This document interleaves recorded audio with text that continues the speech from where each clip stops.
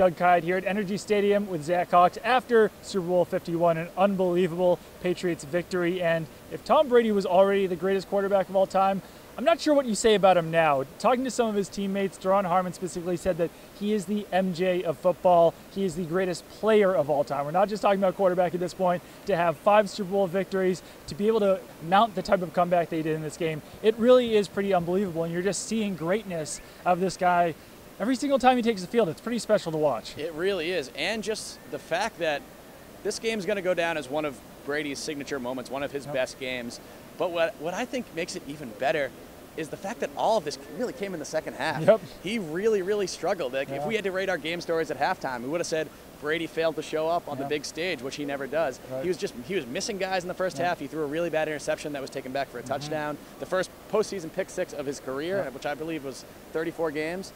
So he really wasn't, he did not look like Tom Brady in the first half. He looked like Tom Brady on steroids in the second half.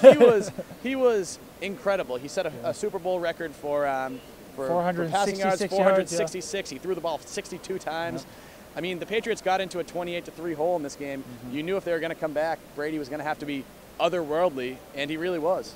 Yeah, I was having trouble finding ways that the Patriots were going to win this game when they were down 28-3. And, you know, you start writing your post-game stories before the game's actually over, a little bit of a inside baseball look there. And one of the points I was making as to why the Patriots were going to lose this game was that Brady wasn't at his best in the first half, and he wasn't at his best in the start of the third quarter. That pick 6 really hurt. He was off on guys, throwing to guys. He was, hitting them early. He wasn't completing his throws.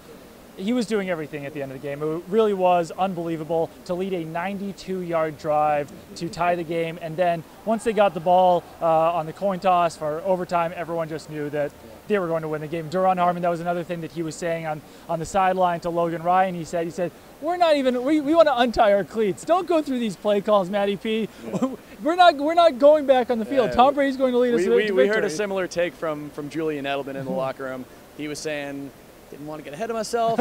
He said he had to knock on a couple woods, but the Patriots knew. They did not complete all this comeback just to have the Falcons pull it out in overtime. No. Tom Brady was playing at one of the highest levels he's played at in his career, and marched them right down the field.